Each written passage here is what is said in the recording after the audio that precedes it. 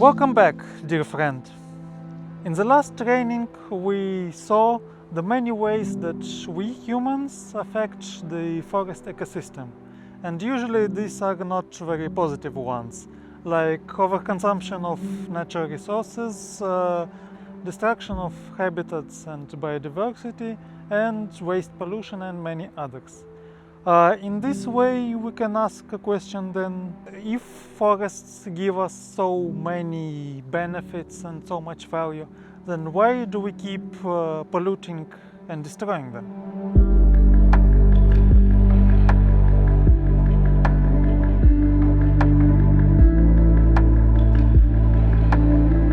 One of the main reasons behind the overconsumption of natural resources in the forest and their overextraction is the prioritization of direct economic gains from a forest and undervalue of indirect and values and non-use values of natural resources in the forest and of the forest ecosystem. What decision makers in forest management see is the direct benefits that they can get from cutting woods in a forest. And what the market tells them is the economic incentive of the more wood you cut and sell, the more economic gain, like profits, you can make. At the same time, those indirect values and non-use values that offer long-term benefits to people are usually not priced and do not have a visible real market for them. For example, how can you trade clean air in a forest that gives me health benefits? Or how can you sell on a market the pleasure of being in a forest and of enjoying all this beauty?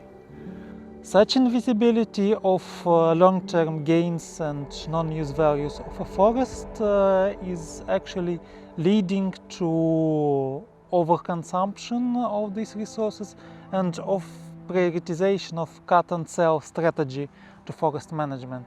And if there are more than one economic agent that wants to gain from the forest in terms of its provisioning service, then this cut and sell strategy becomes a race to forest overexploitation. But what can we do in this unfavorable and unsustainable scenario where everyone loses, especially forests?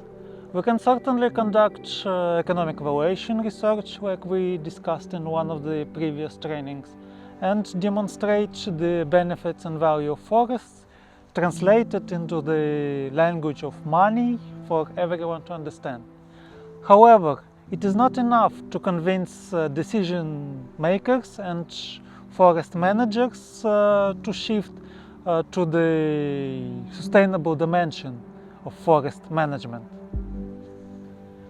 What we need to do is to integrate the values of ecosystem services of a forest into forest management plans, policies, strategies, and other relevant documents and acts, so that all the stakeholders of a forest could clearly see the difference between the unsustainable short-term cut and sell scenario and the sustainable long-term sustainable forest management scenario. Only in this case they could see the economic gains from the later strategy and then ideally shift their decision towards the desirable scenario. How can we do it? Well, we can certainly use the so-called 6-step framework for integrating ecosystem services into development and management planning. This framework was developed by the organization GIZ within this project values, and you can find detailed information about the framework and the entire project in the website of our organization. Here we will just mention briefly some key aspects and steps of the 6-step framework.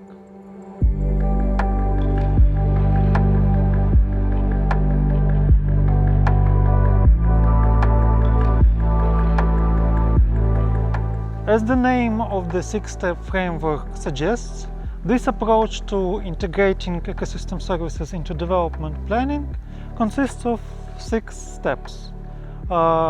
These are scoping and setting of the stage. The second one is prioritizing ecosystem services. Then we talk about identifying conditions, trends, and trade-offs. Then we move to appraising the institutional and cultural framework. We prepare better decision making, and finally we implement change. Let me explain each of these steps one by one. Initially, we want to set the stage for our assessment, identify what are the objectives we want to meet with our approach for integrating ecosystem services into development planning, and what do we want to achieve in the end. Generally, we want to find answers to 2 questions. First one, what is the area we're working with? And the second one, what are the issues we're dealing with and want to resolve? For example, the area we can choose to be the Kodrug forest. The issues we want to resolve is the deforestation and loss of forest due to invasion of agricultural fields. And the ideal situation that we want to have in the end is the stopping of the deforestation and degradation of the forest, while not undermining the economic and social stability and well-being of the people residing nearby. When we have the focus area established and the issues that we're targeting worked out, then we can bring in ecosystem services. Here we want to answer such questions as what are the most important ecosystem services in our targeted forest, in our area, how they're dependent and how they affect the economic activities in that forest, and how can our proposal for a forest management and development plan impact them, affect them, or is dependent upon them. So here we want to look into all the ecosystem services that are in the forest, compare them to the economic activities that there are, for example, some pesticides and herbicide usage in the agricultural fields near the forest, near the Kodrug forest, and determine which ecosystem services should we focus on in our forest development and management proposal. Having identified concrete ecosystem services that we're focusing on, we can now work with the dynamics of these ecosystem services in dependence to the driving factors that affect them. Specifically, we want to see the supply and demand changes of ecosystem services in our forest and what the supply and demand are driven of. What are the driving motives and forces behind them? So in terms of our Kodrug forest, we can see how the demand for agricultural expansions changes and how this affects the forest, and at the same time what are the demand for forest ecosystem services, such as pollination, changes and affects the farmers' needs of the forest. And doing this balance, doing this analysis, we can determine both the snapshot, the current situation of ecosystem services, and their dynamics in the future.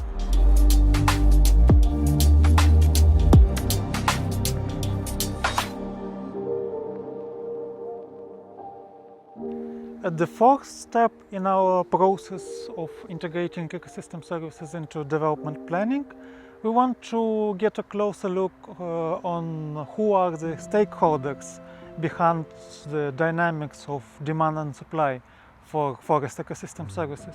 Specifically, we want to know what are the needs and demands and unspoken desires in relation to the ecosystem services of our forest. Also, what are the rules and regulations existing between them that affect the forest ecosystem services?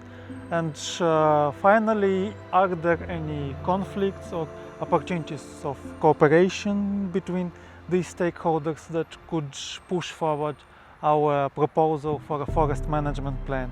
Basically, the questions that we want to find answers for are: what are the main stakeholders that we should approach and that depend on our ecosystem services in our forest and affect them the most?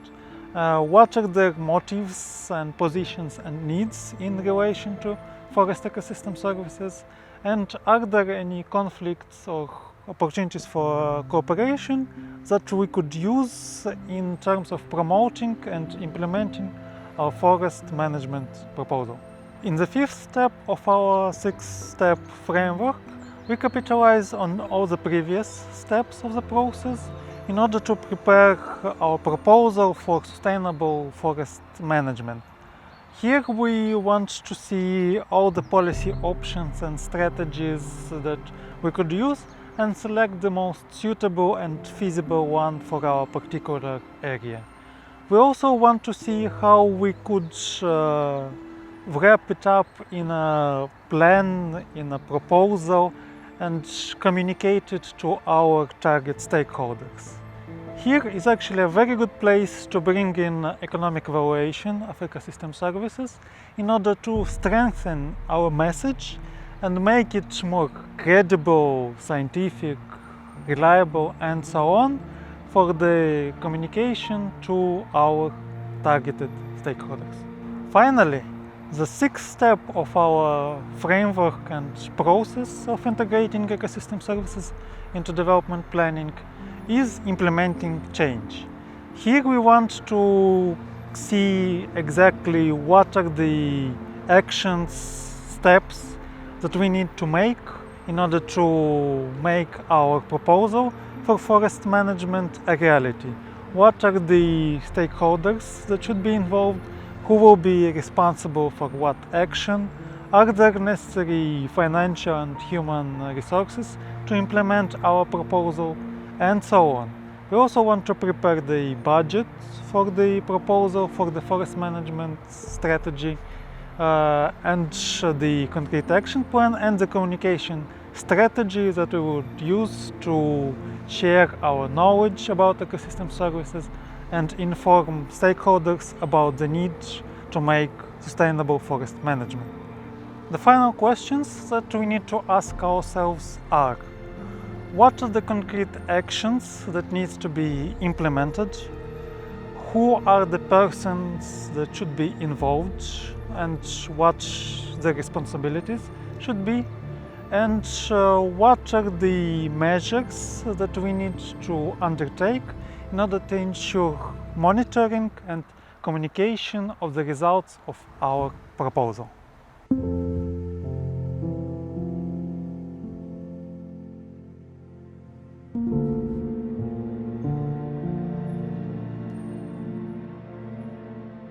However, what if during the implementation of the six-step framework we find out that we have several feasible policy options and strategies that we could choose from?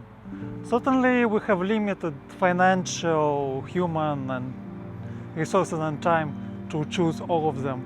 And we need to select the most feasible and the most efficient scenario and go forward with it. But how can we do it?